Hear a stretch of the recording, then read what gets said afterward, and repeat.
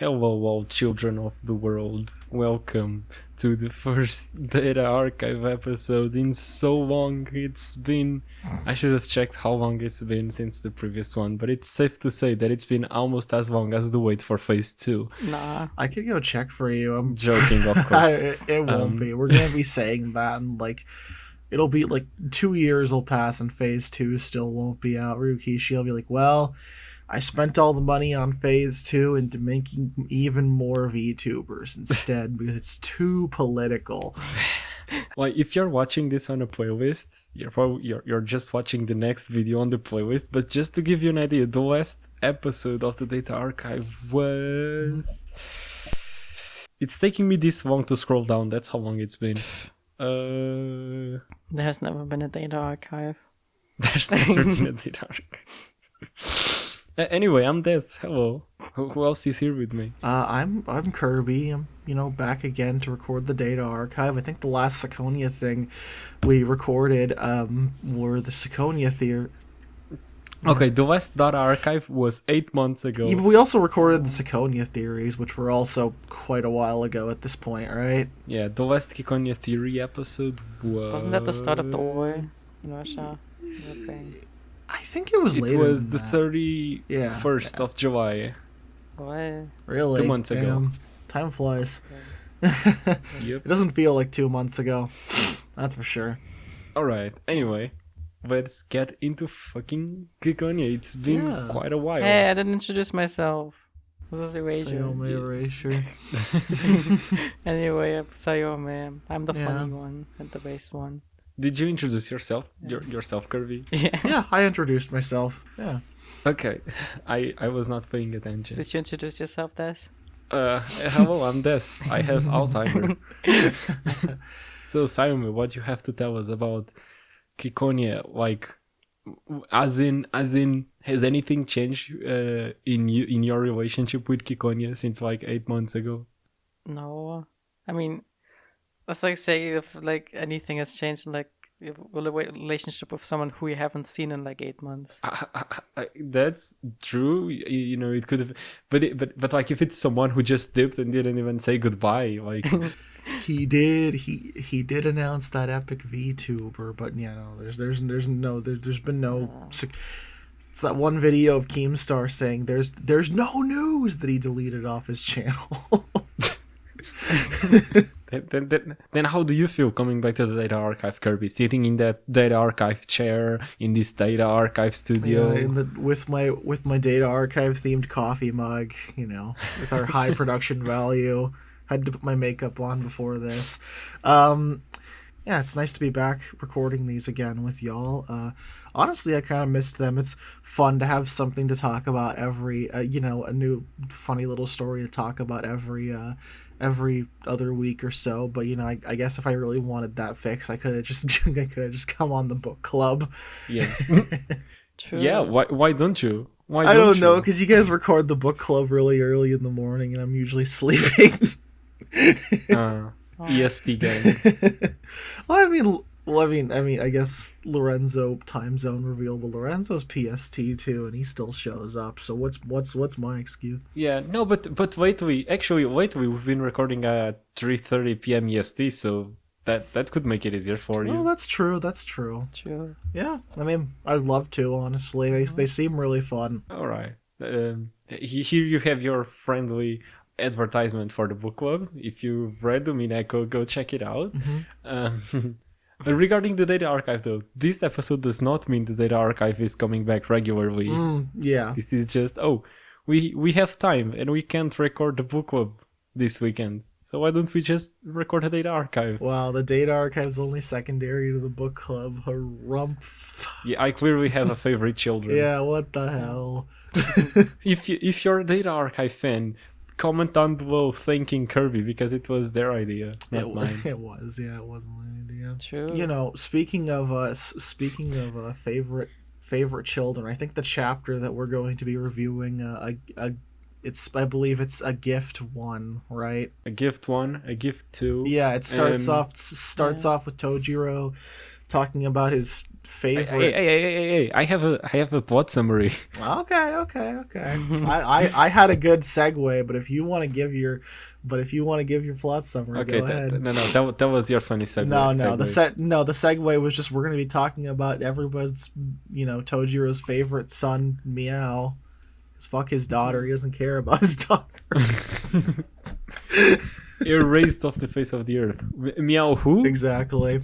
But anyhow, your funny little plot summary. Go ahead. My funny little plot summary. Here am I, Lorenzo. Hello, everybody. I'm Lorenzo, and I go to parties and play board games. I'm so cool. I play a new game every book club, and What the hell? I hate children, and That is true.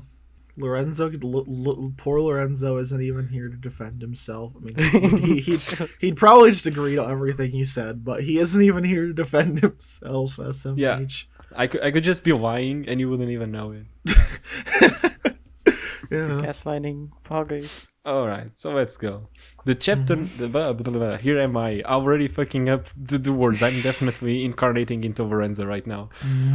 You're so mean. What the The fuck? chapter opens with the quote: "First move to e4. No, not the pawn. The queen. Just grab it, hold it at its angle, and go for the eyes." Using the queen and not the pawn is probably a metaphor about causing some major conflict. Fucking hell. Using the queen and not the pawn is probably a metaphor about causing some major conflict across factions instead of doing these little skirmishes over spiritium fields on the borders, since the queen moves significantly farther away than the pawn does. Can I say something? No, you're not allowed to. Wow, sexism. Okay. Anyway, I feel like the queen moving would make more sense because Seshat is the one like doing things in this chapter. Yeah. It's like the queen came on the board and she's so you're saying Seshat is the queen? yeah, is she Fucking like the simp. leader of the She's kind of like the queen of the, of the if we're order. talking in chess terms, in terms of like the whatever their faction is called. I don't think it really has a name. Excuse me, voice crack. Yeah. Chivalric order or something. Yeah. I do like how the Fifth prime. I do like how this quote is attributed to how to win at chess, not to anyone. Just how to win at chess. Yeah. I also like I like since this whole quote is supposed to be like a metaphor about something. I was also trying to figure out what the hell the deal was with holding at an angle and going for the eyes, but I was just picturing that one meme where it's just like, actually I think it's an Umineko quote where it's like something would be like, you're trying to win at chess, but instead of trying to win with the pieces, you just punch your opponent in the face. You just punch your Why opponent is in the face. quote about throwing the queen at your opponent? That's so. Is it like that one meme where it's like the smart kid trying to figure out how he's losing and I'm eating all the chess Me pieces. eating the pieces. Oh, I was just gonna say real quick, it's like if it's about like another moon phase before the red moon, we're almost there at this, well, more like 2, Yeah. The blood Getting moon there. rises once again. yeah. Seshat has just arrived at the ABN to assess whether this guy she has welcomed into the Order is a traitor or not. We catch up to her as she's discussing current world events with Tojiro, as well as Miao's naive belief that he's ending the war by only targeting the machines. Because if you remember, the last chapter was about killing the drilling machines, but not the people operating them. It was the epic chapter where there was big explosions and it was like, wow, this is where all the $40 went. You paid for this single. Wow, it's just like countries using the big part of the country's finances for a word that people just don't even care about, and it's just trivial matters for them. It was a metaphor. Anyway, but Tojiro just can't keep himself from gushing over his son, and Seshat leaves the call. She makes her way down a VIP hallway filled with hidden cameras. Realizing she was about to be the punchline of a prank channel, she takes out her cheat code tablet and turns off the cameras. Yeah. Is what you would expect, but she's such a show-off that she instead erases her whole existence from the tape, like that one Soviet Photoshop that I don't know the name of.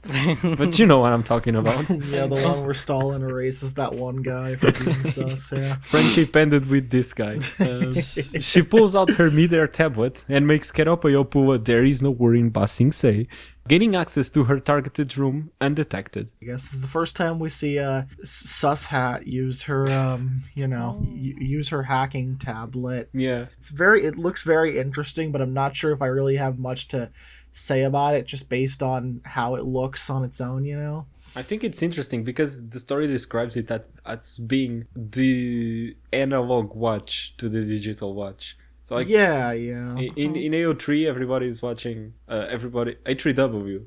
What did I say? AO3. What the fuck? You said you said AO3, which I think is like Archive of our own. Archive of our own. Yeah, archive of our own. Fucking hell. In A3W, everybody's using mental tablets, but Seshat here is pulling out her regular tablet that you would see in sci-fi nowadays. Yeah. But she's apparently a boomer.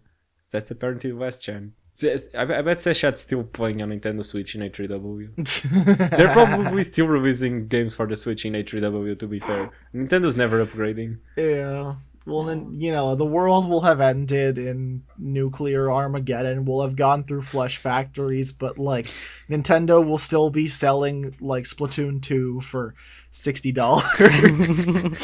That's true. They'll pull down the game prices. That's incredible. No, they will not. I also really like this scene, and you can definitely tell it was this phase was written before the pandemic. Just judging from how many times the words suspicious and suspicion are used in this scene, it was definitely written before the Among Us incident because suspicious. So Would Ryukishi so even know what Among Us is? I think he would. How could someone who's on the internet not know what Among Us is? That's true. I have no idea what Ryukishi does in his personal time, so let's find out. Let's find out. Don't check Ryukishi's Twitter likes, please don't. yeah. Vern Castile fat tits and Stop. That's getting edited out now. I'm sorry. I don't know if you hear this, edit that out, I'm gonna cry. I didn't retweet the art, okay? I didn't retweet the art. but Rikishi did that on his own. But, sorry. Anyways, we were talking about... Oh, I hit my mic on accident. Oh my god. Oh my. Let me see if that peaked the audio. My computer. Yeah, it definitely did. Jump scare. So we were talking about like analog metaphor for her weird watch thing. What? Sorry, like the watch. what's I get it. It is a weird way to word it, but yeah. Sorry. I was just looking at it and thinking like, does it? I guess I was just looking at her actual. What would you call that, like digital display, and just seeing like if it made any things in terms of like pixel art, but I think it's mostly just kind of a gibberish image of. I mean, it's kind of actually it's like almost imposter shaped, honestly. Yeah. Like the little screen she pulls up. Let me just like. Yeah. Though I think like that like floating keyboard, wouldn't that make your wrist hurt after a while? Like judging at the height it is, probably doesn't have any weight to. Oh yeah, but like you'd have to like hold your wrist up the whole time. You would have to like basically always just the position your hand would be in. It feels like it would hurt your wrist after like 5 minutes of typing. She probably doesn't use it this much. Like she's always in the background. Am I like going insane, or does that kind of look like an imposter almost? That's what I said. What? Okay. It does. Yeah. It's Among Us. Yeah, it's Among Us. She has like oh a my little god, Among Us it shape. does thing. totally look like an Among Us. What the fuck? It's on screen right now. Yeah, audience. we'll put Look it at on this screen, shit. and you'll Look be at like, this "What the shit." fuck are these people talking about? I don't see it at all." And you realize we're all crazy. But So anyhow, back to the summary. I'm done. I'm done interrupting unless I have something important to say. I'm done interrupting until the next phrase. Yep, pretty Let me much. say something. Okay. Okay, there we go. In this scene, she calls Kiddo Boyo an outie frog, which is kind of interesting. Because, I don't know, has anyone else ever called him an outie frog? Like, I've only ever seen that description, like his game description thing. Mm-hmm. Like, outie frogs aren't like a common thing, like a real thing, I guess. Yeah, it's like first of all, it's a frog with a belly button, and second of all, it's a naughty belly button. Yeah, do frogs have belly buttons? No, they're not mammals. This again? No, I know. Sorry. It's been a while. Cut me some slack. But I do think I do 100% believe that's a plot point. It will be a plot point at some point yeah, no because shit. A3W babies stuff. Yeah. Thank you for pointing it out, Simon. I wouldn't have.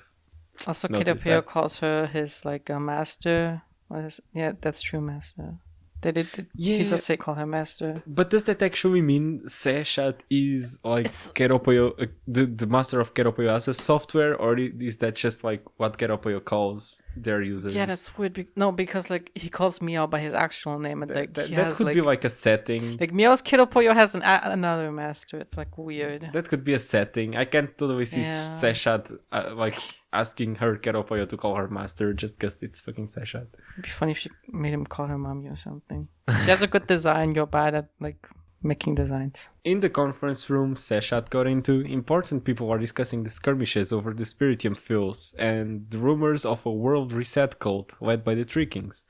Some say this would put the nail in the coffin that Wato is above all other nations, and they would rule an A4W world, while others question why Wato would do away with the power their resources hold in this A3W world. Either way, the Wato sisters are present as mediators. One of the men reveals a wisdom artifact and claims it would bring peace to the world before this hypothetical cult can end the world. Seshat waltzes in and explains wisdom means something that is beyond humanity's level. Whatever that means. She then mocks the use of the word wisdom to describe it, since she and an unnamed group of people simply refer to those by number. And then she dumps an absolute copy-paste of a paragraph that I will proceed to Small-stellated quote. truncated dodecahedron. I know that. Thank you, Simon. Kind of a weird flex, but Seshat says the number and name of the thing in that attaché case is 190800630. If deciphered, it might possibly be a key to a puzzle that consumed Vierdreissig, the so-called third missing link, which, to probably 99.999% of germs, will be eliminated with this simple formula of humanity throughout recorded history, is merely a small-stellated truncated dodecahedron. weighing 403 grams and made of a silver-colored metal that can be divided in 381 parts, okay? I like how she, at the end, just says, like, okay, like, she's like, you don't get it. You wouldn't get it. Yeah, you following along, guys? Wait, the third missing link. What is the second missing link? I think missing This links again? are just like missing links Or are like just- the thing between human evolutions, like because there's like theories of like missing links that we haven't found yet, like Homo sapiens and then Homo erectus and like things between that. I like how I don't Des know. said this again when I brought it up. Because it's like it's the second time this episode we're bringing up conversations we've already had. Okay, That's fine. if you're watching this on a playlist, we have recorded 3 smoking rooms just discussing Ciconia theories. Hey, we don't know if they'll watch it. It's important to talk about it. Yeah, we can just I'll link them in the description. You should definitely go watch it because we have a lot of... Go watch those. We have some interesting By discussions. the way, I just noticed something. It's called the third missing link, right? And 381 is like really has a lot of threes in it because like it's like 300. Then 81 is divisible by. Is it divisible by 3? It's divisible by 3, yeah. Yeah. How'd you know that from memory? Because I know How did I math. know? I just did. I don't know. Okay. I think it's also 33. Like 81 is like divided by 3 is 33. I'm pretty sure. No, I'm dumb. No, I don't think it is. Never mind. Because 33 is only divisible by... well, Can't sorry. believe we're spreading Math. misinformation on how just many guessing. Math times information. There's math gonna be misinformation. there's gonna be some mathematicians in the chat screaming. Yeah, good. Anyway, she is introduced by a suited man as a member of this World Reset cult, much like himself. However, just some moments ago, he was presenting the wisdom to the other man as the key to stopping the exact same war that the cult is trying to bring about. This part is confusing.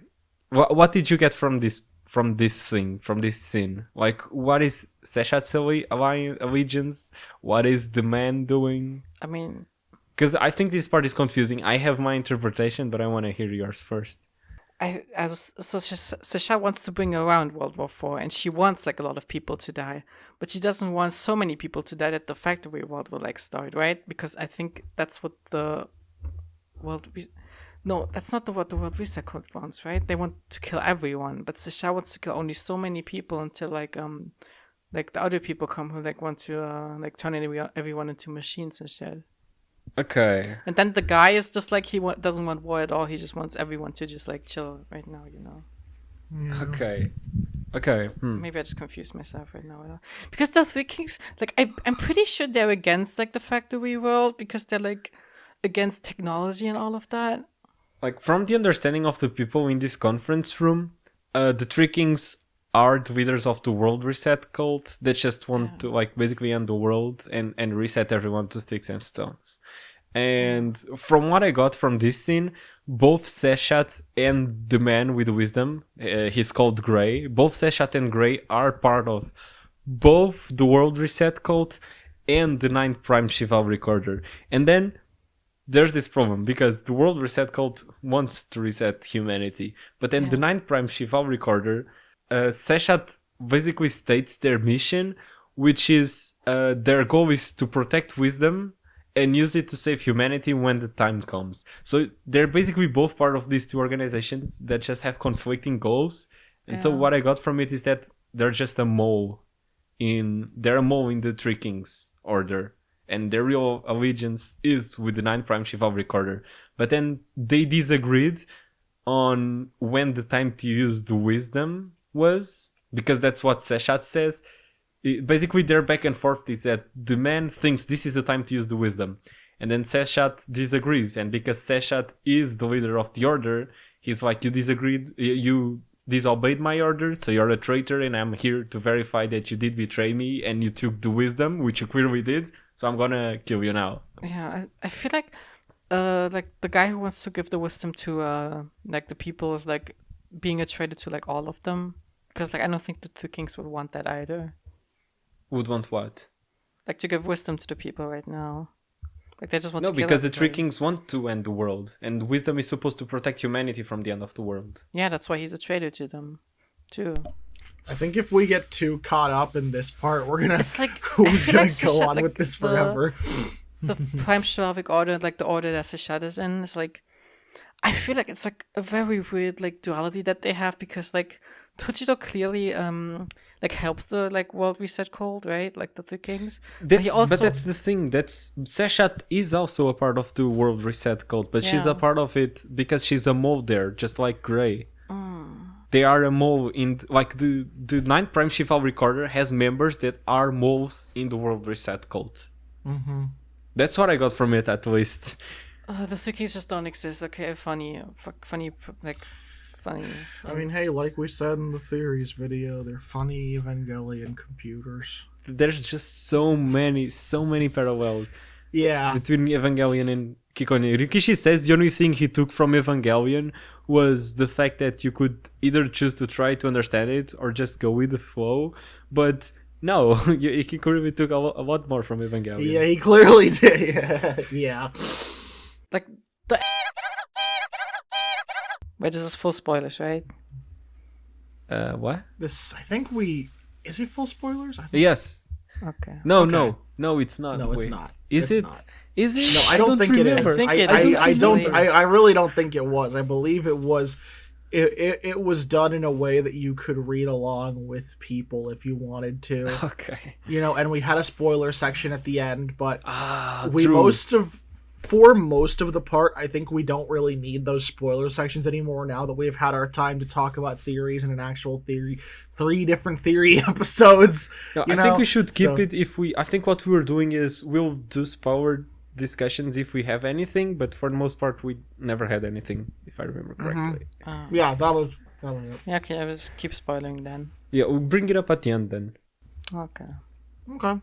Okay, let's keep going then. This is where the chapter splits, and then we go back to the end of the mission that the Gauntlet Knights had gone on.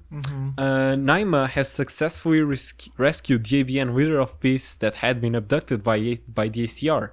She's singing and dancing after performing spectacularly and leaving no casualties behind. But a child soldier's happiness is too loud and annoying for Stanislaw, and he fucking sedates Naima, because why the fuck not? Drugging children, poggers. PewDiePie drugging a child once again. ABN is like the worst parts of Europe and like this. True. It's like if Poland just became the whole Europe, just like Polish I Europe. mean, they're like a fusion between the three major religions of the world, right? Yeah. So- They also have Israel, so you Yeah, know. okay, yeah, that's just a recipe for disaster. Yeah, that's yeah. I mean, no offense to our religious fans, but yeah. Offense to Israel, people who defend Israel, though. Fuck you. Yeah, I mean, yeah, obviously. That goes without saying. Not because you're Jewish, but because you're fascist. It pretty much is just super Israel when it comes down to it, you know? I do like their gauntlets, though. They look cool. Would you join Israel if they had cool gauntlets for you? No! No! you just imagine people sort of signing up for the IDF for the cool gauntlet. Okay. I'm sorry. I so started sorry. it. It's fine. Let's keep going. So PewDiePie, gave the child a dose of what is he inject her with again? Adderall. What a stupid fucking Yeah, joke. because he has blonde hair and he's from Sweden. That's why. Is he from Sweden? He's PewDiePie. He's from Poland. No, it's Dimitri Alexandrovich. Ah, that's true. That's true. He looks more like him than PewDiePie, honestly. But He looks like an NPC, to be honest. But I like him. I think he's kind of like. I like him. He's kind of like the straight man of the whole, like, Straight, of ever. you. I don't no. mean straight as he's- in sexuality. I just mean like as in like actual personality. he's only straight in public. He's religious. We all know about this. He's a priest. He's a priest. Why do you think they have Naima on the? Oh my god! Oh my god. Oh my god! You can't. You cannot. Fucking. Do you think this was a little bit too much? That's fine. You were funny as hell. No, we already made fun of Israel. If that's not too much, we can make fun of Catholicism too. Okay. Yeah. In case you haven't noticed yet, the Data Archive is very political. I mean, it's a political game. Like, come on. Yeah, Ciconia that's is true. political. We can't not. Okay, let's go. On ACR waters, Rathabil and her cat have flown into the Atlantic Fleet, remaining unaffected by all the missiles thrown at them, cut an opening through the metal walls of the main bridge and left a bunch of missiles in there like some toys left on the floor, symbolically flexing their victory. And yet, in the midst of all this, they still had the genius idea to PR this whole thing as a gift from the ACR royal family to the AOU. Under the rug, relationships between the fleet and the royal family have also improved after this act of camaraderie, and everyone present at the time took this event as irrefutable proof that the times have changed and a massive middle finger to the higher-ups. Seshat is seen again flying in a plane as Mari Carmen and Valentina recover in a hospital room. They have been informed that the two of them, along with the people they were guarding, had been found in a conference room at the airport, but none of them remembers why they had gone there for. They explored the possibility of their memories about the event having been deleted, but they are skeptical about the idea since such a thing has only been achieved in web rats. Mary Carmen suggests looking at the surveillance cameras, but Valentina reveals that only the two of them and the later officers they were escorting are present in the tape, meaning any records or memories of Gray, who is the guy with who brought the wisdom, have also been erased. They contacted mainland Waito about it, and the reply they got was a creepy push to forget about it, don't suspect anything, and just return home. And there is no war in Ba Sing Se. The Waito sisters feel an earthquake unrelated to tectonic plates, as is usual in the A3W era, fucking hell, and we go back to Seshat thinking out loud about her old age and how exhausted she's gotten after this mission. I don't know. I thought it was an interesting chapter. I think it's interesting that the last thing you see in the previous thing is just, they say, hey, don't use, you can't try anything, your gauntlet is disabled to Seshat, and then you just see her pull out her gauntlet for the first time anyways. Oh yeah. And then the next thing you see is just she somehow non-lethally took down everyone without them even really knowing about it, with assumedly an outdated model too, but who knows, right? Maybe it has less restrictions, it's more valuable or something, I don't know. It's kind of like you can do more with it because it comes from a time where there were less less like hard-coded restrictions on what you can and can't do. Less legislation. Probably might just be wisdom. Yeah, no, it's probably just the wisdom at the end of the day too. I just thought there's definitely something to her gauntlet, right? You know, because you says you can't use it, and then she just seems to do it anyways. So, by the way, I wanted to talk about the funny like Marikamen and the blonde girl. I don't know, Valentina. Mm-hmm. I guess this isn't spoilers, but like Valentina's just very, very sus in this scene. Like she just keeps laughing and smiling. Like it feels like she knows something that like Marikamen doesn't. It's just kind of weird to me.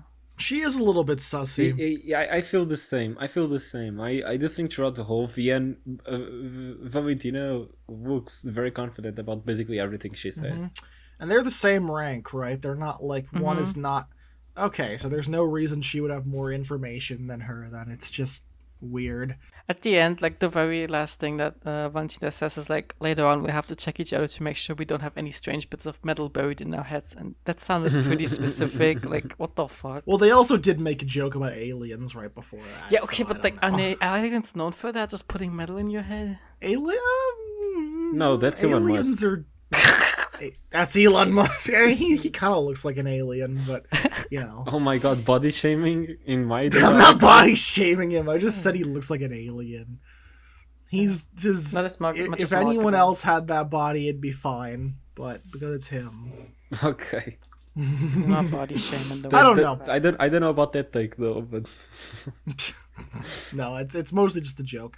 Yeah. But yeah, I don't know. I guess there's not really much more to say about there. Just marking out the little sus. It's kind of just like a slower. It's not a whole lot to chew on, just because it's a follow up to two different chapters that already had a lot of meat to them. So, well, let's go on to the next one. Wait, then. No, that was like an earthquake. Okay. That was funny. Oh yeah, the earthquake. Yeah, that's it. Funny earthquake. I don't know. Well. Yeah, I mean, it could be Mario fucking hitting the POW block. I also think it's something to keep in mind that it is stated that Seshat went there on her own to verify whether this guy was a traitor or not, but she prefers to do it not in the flesh, but she did this time. Yeah. Why though? Yeah. That's weird. Probably to like get revenge on that one guy, or like give judgment on that one guy. I don't know. Oh, just like because she likes being quirky. Mm-hmm. She just felt like it. Okay. So was the knowledge actually shown in the room? In wisdom, the previous thing, not knowledge. Wisdom, holy shit, fake fan. It wasn't shown, but I think she just described it, like with the because they said because the only thing they said was really in the room. They said everything that's needed to end the world is in this little pamphlet, and they said it was thin enough to only be a few pages. It's not to end the world; it's to save the world. Pamphlet. Save the world. Sorry. Yeah. There was in the previous chapter, not this one. The guy says there's a little thing on the table. He says there's like a little, points it out. They say it's like it looks pretty thin. Enough to just be a few pages, but they said it's enough to save the world. Or I'll look at. Let me look at exactly what they said, just so that I can like make sure I'm getting this. So is right it like an instruction manual for using wisdom? You just open it up and it just has the Konami code in it. Do it on your brain.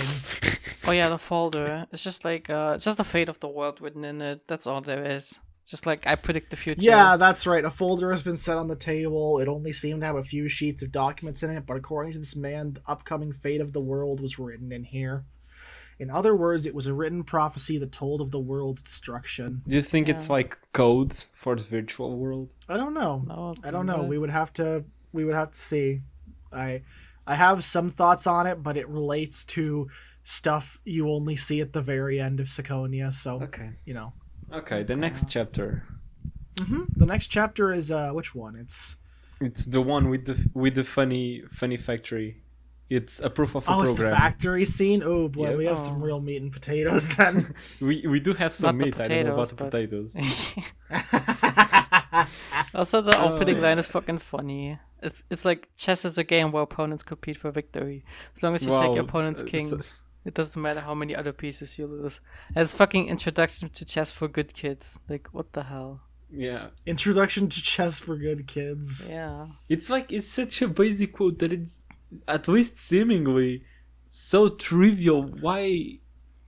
I mean, he also attributed the previous one to like to win. I think maybe maybe there's something that can be taken from like the previous quote being attributed to how to win at chess, and the next quote being like chess for babies, pretty much. True. You know, like there could be something to that, right? Mm-hmm. Okay. Because I mean, Meow is pretty much playing chess for babies, if we think about it, right? Yeah, Seshat was just like fucking 10,000 IQ. Yeah, 10,000 IQ. Actually, IQ is not real. We do not condone this. I mean, yeah. Obviously, we do not condone IQ on the When We Cry podcast. It is a fake measurement of anything and based on false information. But like I don't know. It's just maybe there's nothing to it, but I just think I think it's just interesting that the chapter with Seshat is attributed to how to win at chess, and then the chapter with Meow is attributed to stupid chess for fucking baby idiots. Okay, I didn't think about it that way. That's it. Maybe it's also like for Blue Meow, because it's like true. Because true. like maybe he sees himself as the good kid, because like we don't fucking know what the actual Meow, like what he says in this chapter is fucking weird, Mm-hmm. Oh yeah. Okay, let's get into the chapter then, so we can discuss it. Mm-hmm. Yeah. In the public bathroom, the Gauntlet Knights are bragging about their feats to each other, and there are so many of them that it extends the rendering limit. So it's probably being ran on a Nintendo Switch. I cannot believe I wrote a Nintendo Switch joke into the script, and I just made one on the spot some minutes ago. You wrote it into the script. Yeah, I did. Good. In a corner, Willia is having an Asuka moment and looking down on all the cheery faces after only one battle. Meow isn't ecstatic either, but he is at least satisfied with the prospect of a step in the right direction that this victory has provided the world with. Andre gives him a pat on the back and laughs at the guilt-filled musical chairs and scapegoating going on in the higher ranks of the AOU and COU regarding the Glass Sea Spiritium field mining. However, not everyone is so optimistic. Protecting peace is a never-ending job, and Chloe is worried about the counterattacks from the COU. Roxana and Noor try to comfort her, claiming the COU just likes talking big and they won't actually do anything. In the end, the AOU announced their victory over the Glass Sea Spiritium field and covered up their loss of the Atlantic Spiritium field, causing the conservatives to have an America moment and wanting to make the AOU great again by dispelling the Gauntlet Knights that threatened the relevancy of any other form of military might. The COU tried to do the same, announcing their victory over the Kashmir Spiritium field and covering up the loss of the Glass Sea one, but they weren't as successful and the voices of revolt could be heard. The ABN succeeded in not causing any major waves regarding both the Kashmir incident and the rescuing of the abducted prisoner, claiming it was all in the name of human rights. Mm-hmm. They took the blame over the Kashmir fields, used those officers as scapegoats, and fired them, opening negotiations with the COU. This was considered by the Order of the Public Bath to have been the best outcome out of all the factions. GCR, though, was partying every day over their victory on the Atlantic waters, and Rethville was being praised as the bold and confident leader she is. It is also mentioned that this victory prompted some groups to take revenge on their colonizers from centuries ago for some reason. But no, it's just like that's like the thing that they want to do now. Like they want to take revenge on the world because they now have the world here on their side. Yeah. Wait, IRL? It's just like a not IRL. What in the game? No, not IRL. No. That's what you're talking about. It's just like it's not a thing that actually happened in the game. It's just like they want to do that now. Like that's the thing. You said they did that. Like, not that they think that. No, I said it is also mentioned that this victory prompted some groups to think, you're right. Oh, they're only thinking about it. Yeah. Mm-hmm. Good catch. Gotcha. I just want to mention that Portugal is one of the colonizers. I just hope we're fine in the H3W world. I hope you know. I hope DSCR doesn't fucking nuke us or something. Aren't you, like, canonically in the worst group? I think. I'm in the AOU. No, it's not official, but I'm probably in the AOU. I don't know. Because that's right. I don't actually remember why. We discussed, I mean, obviously I'm in the, I'm American, I'm in the in the AOU. It's an easy one. But like I don't remember why, but I remember us having this discussion, and for some reason Portugal was more likely to be on the AOU than on the ABN, but I don't remember why. That's interesting. I'd have to look into that. I mean, hey, colonizers got to stick together, right? What do you mean? You are the colonized, not the colonizers. America, we're pretty bad. We're pretty bad colonizers. I don't know. I mean, okay, from like an army standpoint, you are colonizers, I guess. Yeah. Okay. I mean, yeah. Hearing about the revolts in the ACR, Gannett voices her frustration regarding feelings of nationalism, and everyone's silence reaffirms this sentiment. True. All over the internet, people are pushing for revenge after hearing of their faction's defeat, despite their victory somewhere else. Miao calls them out for being armchair detectives, and everyone agrees. The people who won't directly participate in the wars, the higher-ups, the ones unaffected by the consequences. The Order of the Public Bath reaffirms they are the only ones pushing for war. And people in general don't understand they didn't win by trampling over their opponents, but rather by dispelling military tensions. In the end, Koshka concludes people never think of anything good when they group together, which seems like a weird conclusion to make. She just hates people. Yeah, but it's kind of a vibe killer. Everyone's like, yeah, fuck them, we're right. It's what playing Genshin for 1 hour did to her. She is playing that one mobile game the whole time, so yeah. But it is weird because the moral of many stories is that monk get together strong, but monkey. But Koshka is just like, fuck people who group together.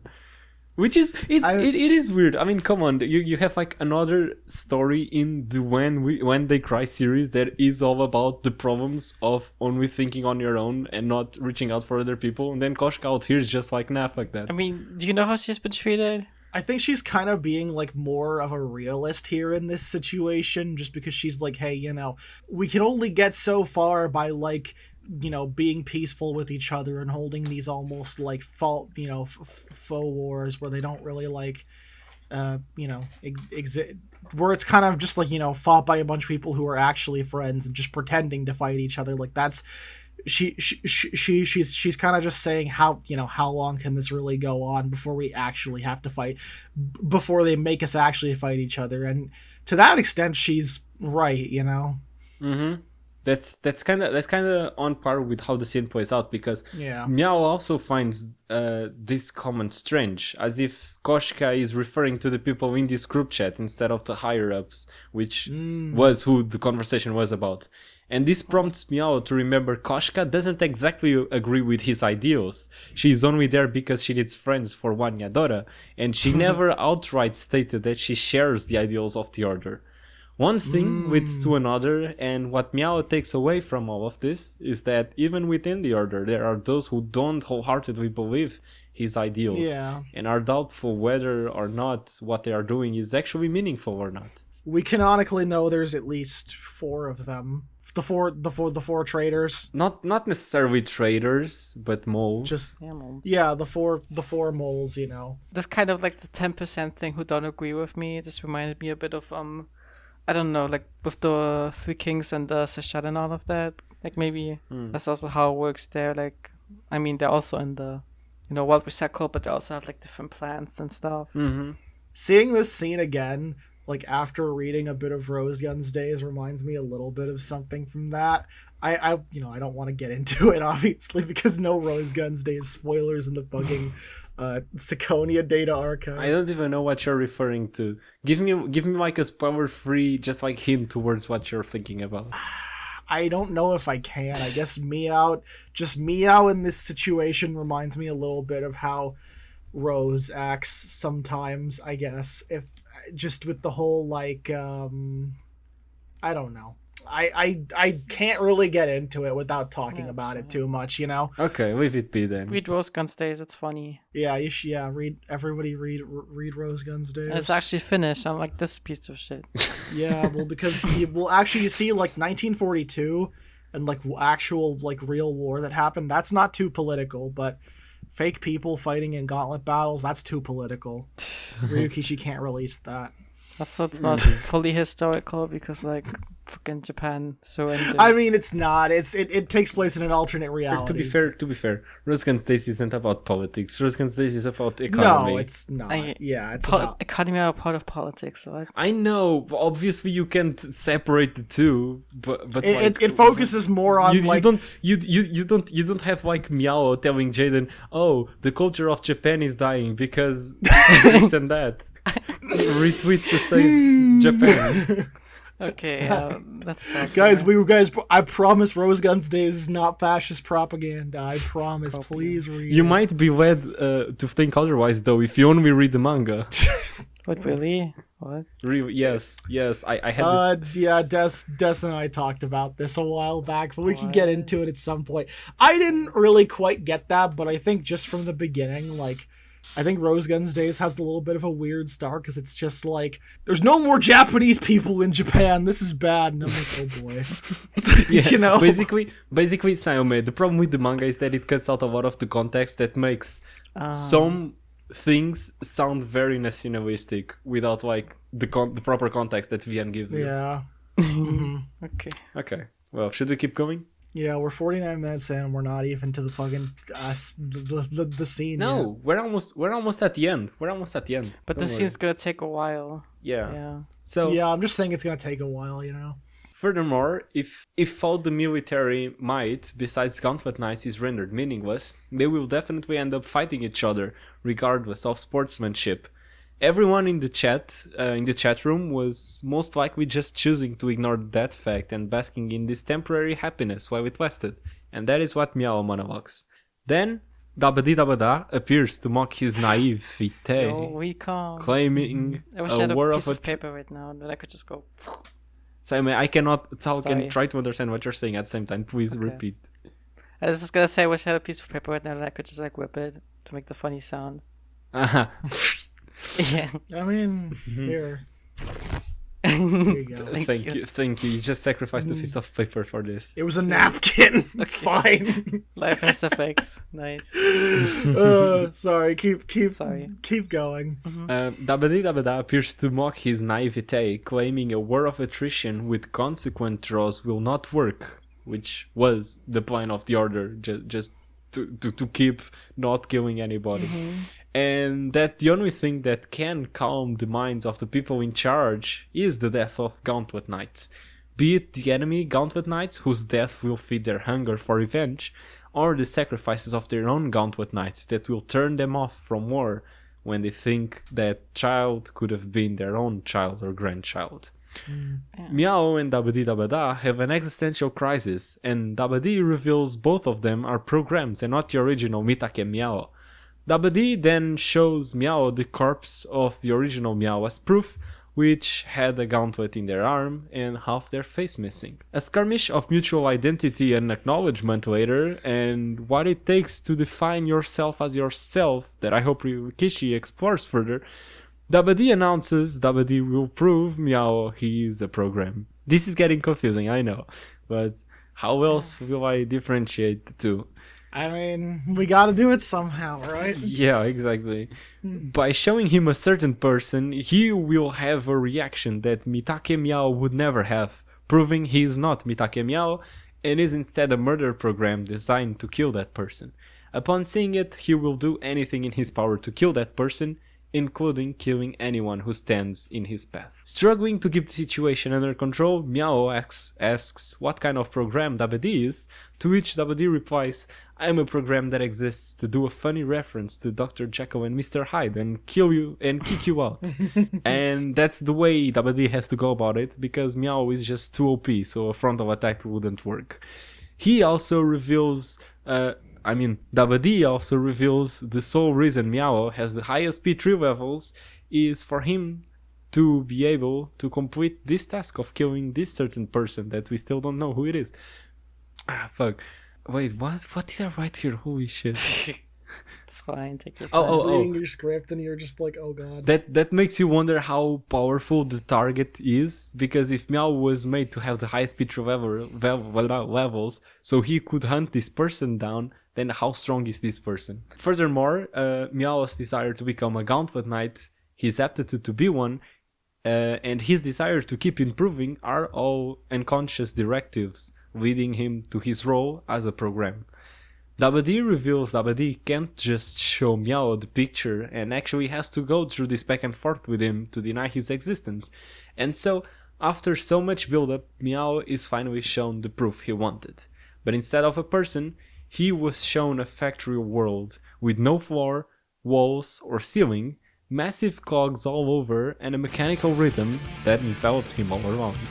Mechanical rhythm is also the sound of a track from Xenoblade 1. I mean, technically we don't know if that's what he's shown. It's just he is shown something, and then the next scene is the factory scene.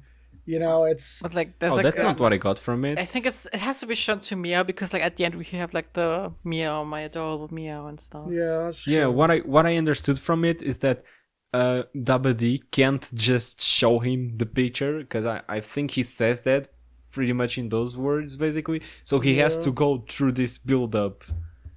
What? Yeah. No, he just shows him the murder program picture.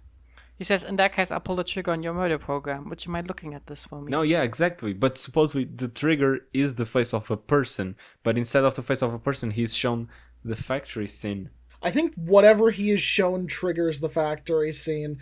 Like they wouldn't build up all that just to, you know... I think there is someone he is shown. We don't know who that is. Like, absolutely no idea, but he is shown something that triggers this reaction. You know? Like, he's shown this, like... Okay. Like, it's like a fucking trigger, because like when he sees that face, like, he's gonna see like the factory vision thingy, then he's gonna hear like the voice thingy. Okay. But sorry, keep going, Destin. You're right. It is mechanical rhythms playing over this entire scene. So yeah. It's a good track. It would have been impossible to see anything if not for the emerald light the machines emitted.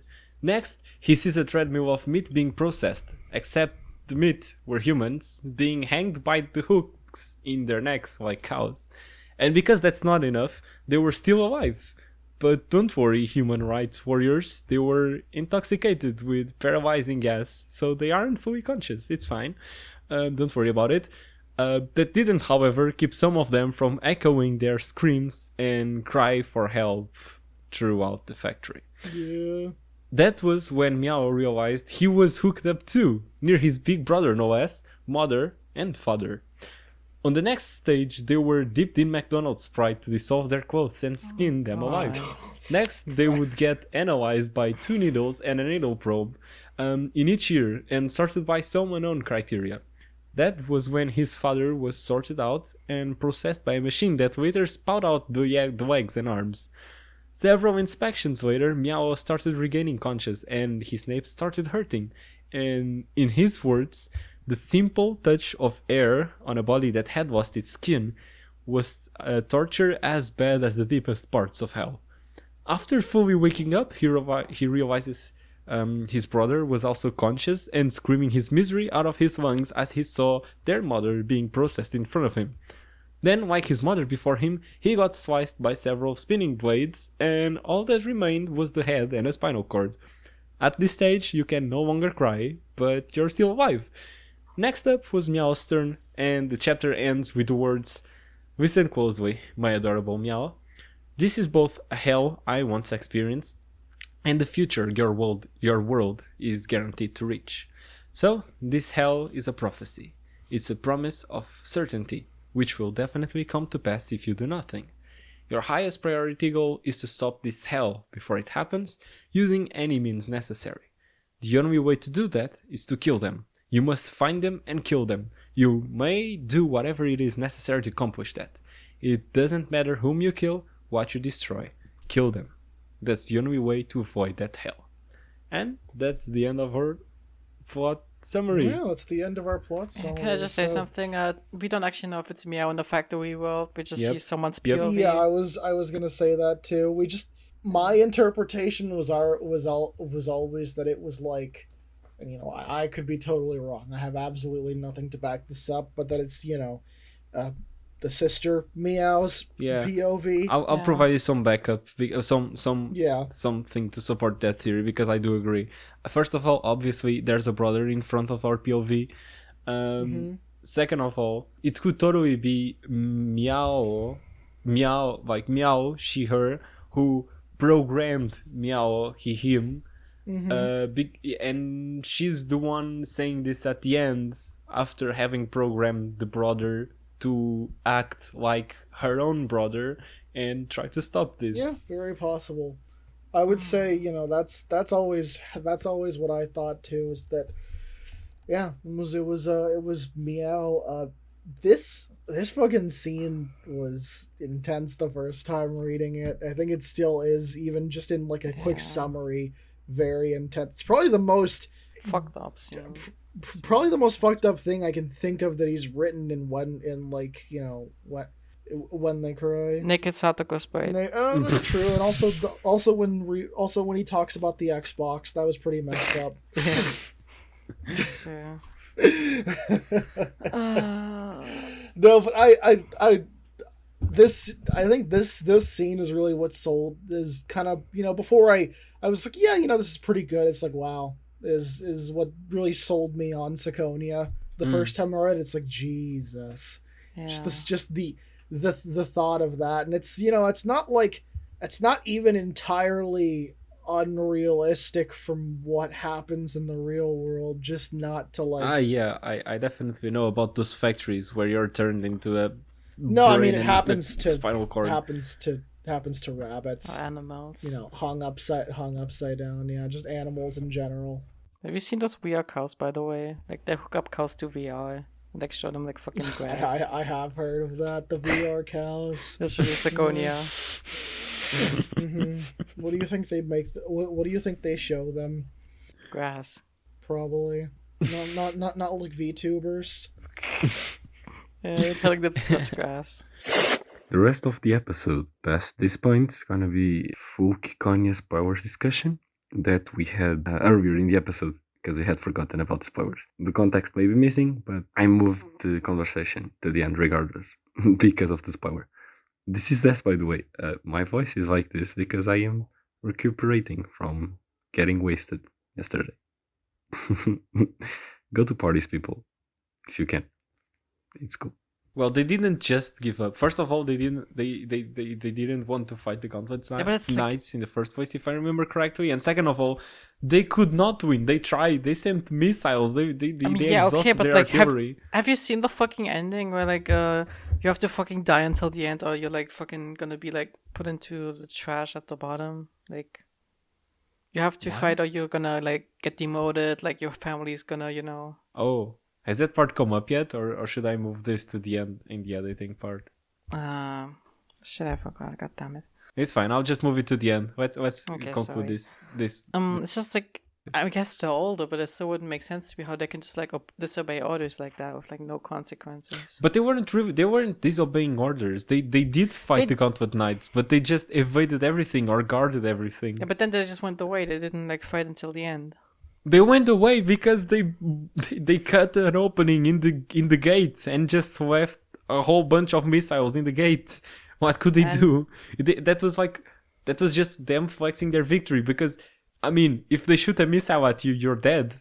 And they just left a bunch of them in the place where you control the boat from. So it's basically saying, like, we can do this. If we could, we would kill you. But still, like, the superiors would still be assholes and like force them to like fight, in my opinion, because that's what they did with the Gauntlet Knights. But then that's where the PR move comes in, because the ACR PR'd that as a gift from the royal family to the AOU. That's how they dispelled the thing. How? Like the fucking missiles, they were advertised as a gift from the ACR royal family. And that's how they ended the fight. They were like, "You're fighting our princess, and our princess has just gifted you missiles." And they would still want to kill them. I think it also just depends on how valuable the ships were, too.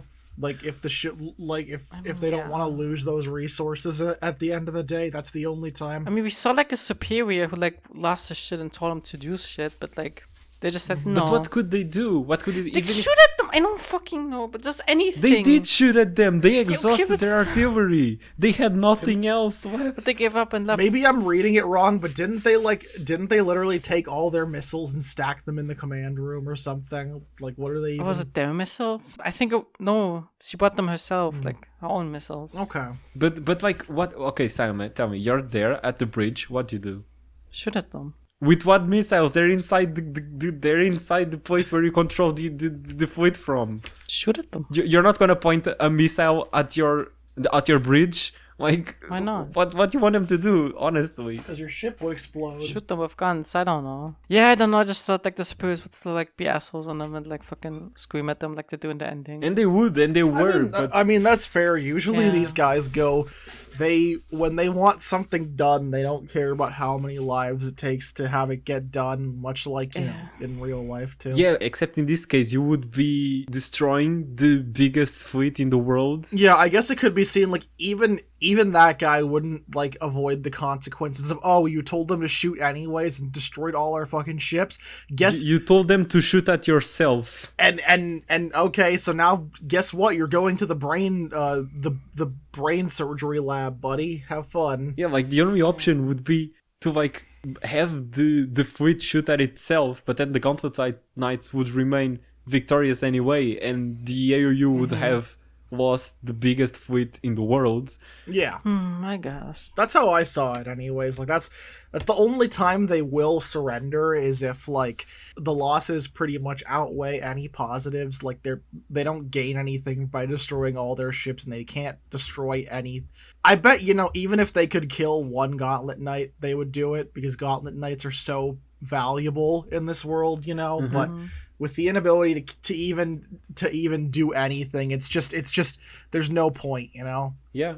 Yeah, it's just like weird to me how like the whole scene of the like the superior like losing his mind was like set up for laughs. Yeah. And, in the ending it's very, very serious. Yeah. Because the guy literally just like he foamed at his mouth and like fell over or some bullshit. Yeah, he's like, "What the fuck do you mean you're not gonna obey my orders?" First of all, I want to quote this paragraph that says, it's from when Seshat is hacking into the cameras. It says, normally it would have been impossible to interfere with the security system of an ABN international airport, as they were particularly well equipped to deal with terrorism. And she had done it with a few casual taps on a mid-air tablet, almost as though she was adjusting a thermostat. Doing such a thing would require a massive amount of machine power. If Seshat was using a Cellcom to do this, it meant she was using her own brain. That was impossible. Not only not only interfere with the airport security system, but also remove her image from footage taken by hundreds of security cameras, literally erasing the fact that she had been there, was something a single human brain couldn't do. And now that I'm done reading that paragraph, if it's impossible for a single human brain to do, then how does Seshat do it? And then that led me to, this could either be the secret lab, and that's where she's getting the processing power to do this from, or the virtual heaven. And that would be why they are gathering all these heads with spinal cords. I mean, hey, yeah, like, I guess I was just thinking about what you said. It's very possible that she just, like, knocked them out beforehand and somehow, like, maybe I'm misunderstanding. You were talking about Seshat in the airport, right? Yeah. I guess I maybe I misunderstood what you were saying, but I took what you were saying as like the airport scene didn't take place in the real world. It took place in like no. What I'm saying is like the text says it takes a lot of processing power to erase your existence from the footage, like to erase the fact that you were there from security footage. And so I was thinking, if it's impossible for a single brain to do that, either Seshat is fucking OP, or she has like a supercomputer made of many different brains, and that's how she's getting the processing power to do this. And that led me either to the lab down there or to the digital heaven. I mean, I I wonder if Ryukishi, and this is just like a thought, I wonder if Ryukishi wrote in that, hey, it takes a lot of processing power to do that because I feel like in real life, wouldn't it just be as easy as editing the footage to just play on repeat when no one was in the hallway? She's like specifically just erasing her existence is like differently. I don't know. Yeah, specifically erasing her existence from everything takes a lot of power. That was just something that I thought of on the spot. I don't know. I just want to refute Des's argument because he's wrong. Okay. Basically, I feel like there has to be something with Seshat because like Seshat herself was like the ancient goddess in like ancient Egypt of like I think it was like the goddess of books or something, or like of a library. Yeah, it was something related to a library. Yeah. Yeah, and I feel like Seshat also herself says like she's worn out by using her powers, which like if she used other people's brains, I feel like that wouldn't make that much sense. Okay, fair point. I mean, it could also be just her talking to herself, but The like goddess of writing and measurement and the ruler of books. yeah. Measurement. That's so fucking funny. Imagine being the god of measurement. What the hell? I mean, yeah, that was important in ancient Egypt. Like, you had to like measure like where your house is gonna be, like the fucking so that everything stands. Just build it, you moron. Okay. Fucking nerd. Yeah, and then your house falls into the By the way, ocean. do you know what the ritual was called in order to build the house? I think I said that once. Wasn't it the stretching of the cord? Yeah. Yeah. See, I pay attention to your theories, Simon. True. Good. Yeah. My child. I looked up Seshat, and this is unrelated. I looked up Seshat in Google Images, and I found an article. I don't know what this is about, but it's called Seshat and the Clitoris. With a diagram of a clitoris. What is this about? I'll have to fucking look into what that even is later. Who is making that shit?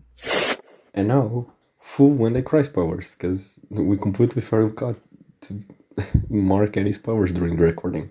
So from now on, this is gonna have powers for not only Ciconia, but also Umineko and Higurashi. Remember anomalous spinal cord theory? Remember that? Yay. Yeah. So before Go was finished, there was this little line that was mentioned. Also, by the way, I want to say one of the final, one of the final things that's said in this chapter is certainty. Back when Go was still airing, there was a certain character that referenced another character not by their name, but like a few different names, including anomalous spinal cord, like L. What was it? L, something. Yeah, just some bullshit. I don't know if that ever was supposed to mean anything, but I feel like that has something to do with Ciconia, Shit. It definitely has something to do with Ciconia, but I think it was mostly... I don't think it's going to be that substantial. I think it's going to be as substantial as, oh, look, this character from Higurashi and this character from Umineko are similar, but it's just like the conclusion, like their relationship is definitely not what you would get from it at first glance. No, definitely not. I don't think it really means anything. I think it will be much more trivial than whatever we can come up with at this time. I had this theory back in the day that I'm not going to get into called anomalous spinal cord theory that I wrote like 3 pages for, and then Sotsu was just bad and didn't get into it, so I just said fuck that theory and threw it in the trash. You want to revive it now? Oh, you want me to revive my theory? I don't know, you're the one who knows. Much just the theory isn't really based on anything, and it's mostly just like hyperbole and speculation, though, I guess. My theory pretty much, I guess, just went that like that the nature of what they're doing in the factory was to separate the normal spinal cords or the non-anomalous spinal cords from anomalous spinal cords, and then do something with them from there. Not really sure what, potentially. I had a whole theory about how witches would play into the fucking okay, the wait, world. that's giving me an idea actually. Okay, separating the normal spinal cords from the anomalous ones, and we do know that Seshat in Egypt is the goddess of measurements, right? So, what if the measurement here is like using the number of anomalous spinal cords to measure if this world is a good one or if it should be reset? So you're saying like they check if if the spinal cord, and this is, I want to remind you, the listener, this is all just based off of a single line that a single shit ass character said to a single shit ass other character in a shit ass show. So this could be entirely wrong, and it probably is, but it's just, it's just speculation. But pretty much what you're saying is that like it could be trying to like measure it, if the spinal cords are worth, continuing in this. No, it's the other way around. The spinal cords are the unit of measurements, and they are measuring, like, for example, if the world should be reset or if we finally reach the good world. That's interesting. Like because like we do know they are separating people, so they could be separating them by the quality of the spinal cord. Yeah.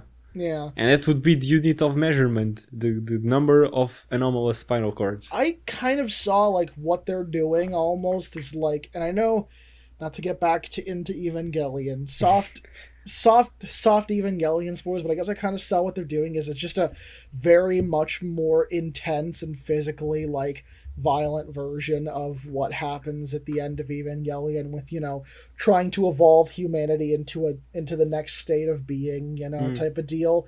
I'm not sure if it's really going for the exact same thing with the whole, like, how Evangelion went. In fact, I would really be surprised if it was, but I feel like it's very much taking inspiration from that sort of idea, Yeah, I would not be surprised considering the ridiculous amount of parallels. Yeah. Just real quick to finish off my theory pretty much just goes that like there is a certain process unknown to us that spinal cords are put through, or whatever happens in this world that they are put through to evolve them into a state that makes them anomalous, similar to how like normal people could become game masters on the chessboard and Umineko type of deal, I guess, is what. And the goal of this process is to evolve to evolve everyone to that next step in a way, but the only way to do that is by continuously going through this world over and over and over again, because I think it's pretty clear that this world isn't the first one in Ciconia, right? Like it's like that goes without saying that this world is at the very least the second one, more reasonably probably very much deep into a process of repeating over and over.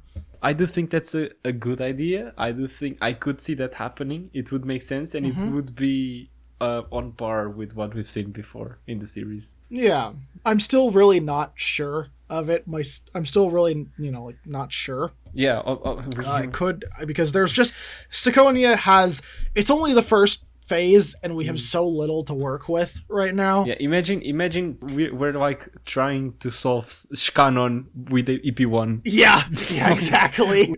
Like we're trying to pretty much we're trying to find the solution with like a vague outline of a key to the keyhole, maybe. Yeah, like, we're trying to figure out Rike's looping with Onikakushi. Like exactly, we're not gonna get it. Yeah, we're not gonna get anything, but it is still fun to speculate about, and I think that's partially why I like talking about Ciconia and why I would love to continue the data archive more. Is it opens a lot of just fun narrative discussion, that I don't think a lot of other people are doing, because unfortunately, I mean, when you hype up this thing and then you just say, oh no, we're not doing that anymore for like a good long while, like Metroid Prime 4. Metroid Prime 4. Someday maybe it'll be out by the time someone's listening to this. What, Metroid Prime 4? Yeah.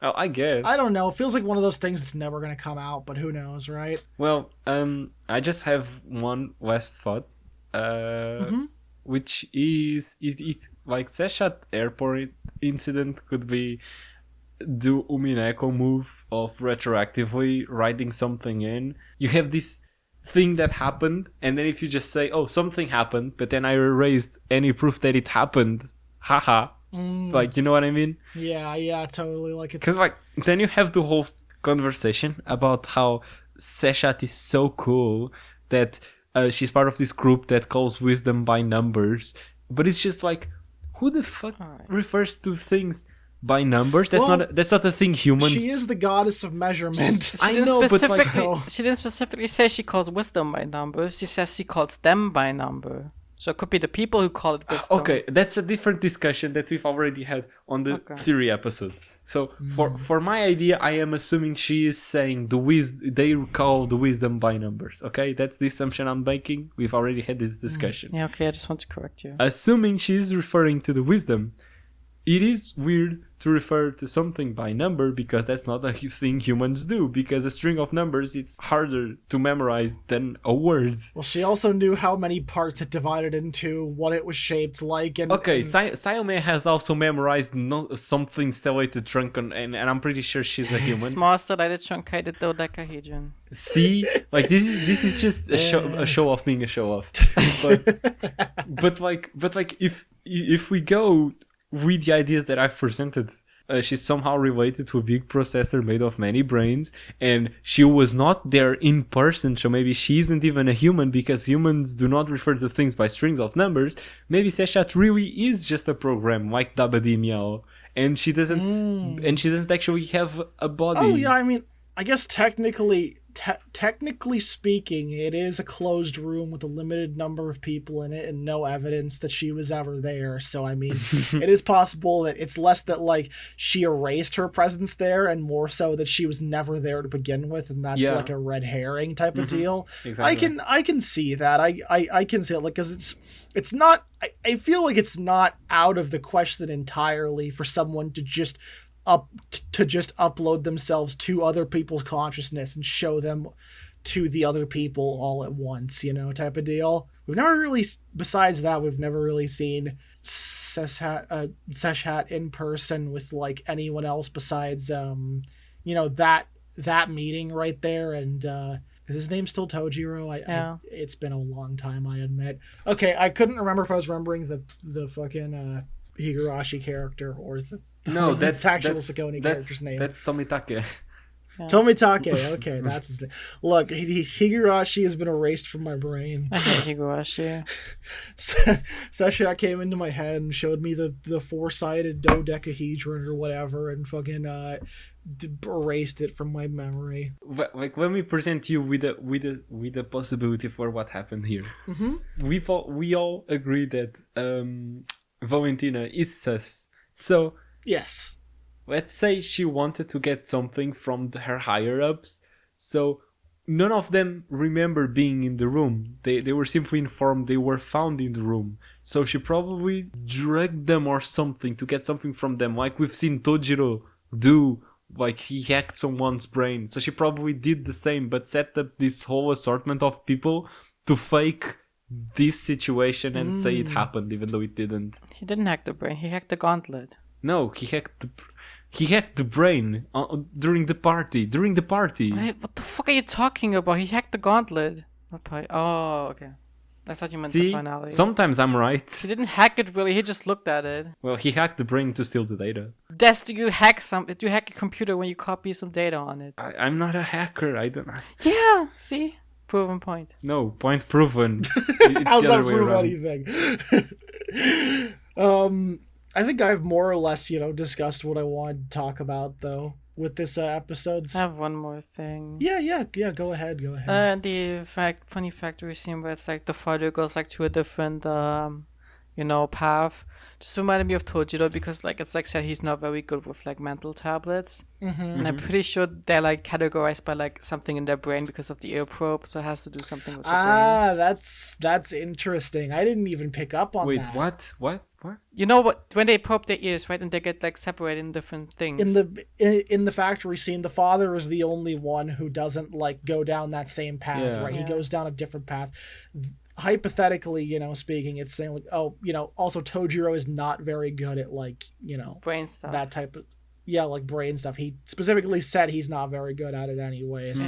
So it's just it's interesting that it's interesting that in this case the father character, who assumedly of course, a very, very big assumedly, is also the father of the Meow in this situation, would be Tojiro, is the only one going down the different path, while the mother is a whole nother thing, can of worms. Yeah, because like at the very end we had like the My Adorable Meow, which is what we only ever hear from Meow's mother at the end too. Yeah. So it's like his mother has to put something into his brain. It's like his mother experienced this hell, and like it's from. Yeah, it's all kinds of fucked. Yeah, it's interesting. It's interesting. Oh not my saying god! it's maybe... What if Meow is? What if her Meow is Meow's mother, and she's fucking dating Meow's best friend? Oh that's fun. That would be that's something Ryukishi would. That's something I would expect Ryukishi to write about. And so this is so epic. Yeah. Knowing him. Basically, when Blue Meow, he talked to like normal Meow, right? Mm-hmm. And he showed him like a picture of like the actual Meow dying, and like his half of his body was missing. And Blue Meow also says that like he's only a Gauntlet Knight because like it was implanted in his head to be the strongest in the world. But that doesn't make much sense because of the real Meow was a Gauntlet Knight too, because like it's also said that like that corpse had a gauntlet on him as well. But he probably didn't have the highest P3 levels. But like even then, he would still have made the same choices as Meow. Like the P3 levels is not something you control. Yeah, so that Okay. that like corpse with only half its body also was a Gauntlet Knight. That's That may not be original Mitake Meow. That may be like the Mitake Meow from a past swoop that he's showing him. But he says it's the original, so I don't know. Oh, is it? Then maybe he's just bluffing. Yeah, he might be. Yeah, okay, if everyone's bluffing, then we can just say nothing makes any sense. Cool. Oh, okay, Yeah. okay. Oh, no. I'm just finishing editing Book Club 31, and if you go listen to that shit, you spent the whole episode saying, "Oh no, we can just ignore this line of text." So fuck you. You don't get to tell me that. You do not get to tell me that. That's the red truth, okay? Like, come on. That's stupid. So you just ignore all white text? Yeah. That it? Yeah. Okay, Sam. I just imagine someone who's read Umineko who's only ever read the red text. they just like are fast forwarding through everything else. They start with episode 2. Imagine. Well, I think that's all. We hope you enjoyed this out and aware data archive episode. Again, no promises that we'll make more in the near future, but I guess you can take this as proof that we did not give up on it, unlike a Dinlog. But True. I mean, we did say at the start of the Dinlog. Okay, we still have one idea for the Dean log. Still, maybe we have one idea. No. We do, but either way, we did at the start of the Dinlog say it was only something we were gonna do as we waited for Sotsu. So That is true. I am not guilty over abandoning that child. Abandon those children. I will say if we ever finish the Dean log, which big if on that, it will probably only be one more episode. Mm-hmm. You'll have to see how we do that as it comes out, if it comes out. But if that's something you're looking forward to or are interested in, let us know. We might try and get that done at some point. Mm-hmm. But don't expect more than like just one more episode of it. It will be like an episode where we just cover everything we're missing from the main arcs. pretty much. From the main arcs, we're not we're not doing Kira. No, we're not. No. I'm not watching Kira for this shit. You would have to like cut all my limbs off and strap me to a chair. Ciconia reference. Funny Ciconia reference, yeah. All right, and with that, Mm-hmm. hope you have a nice day, wherever you are, and we'll see you again when something else cries. Oh True. wow! Clap. All right. See ya. All right. See you. Bye bye. See ya.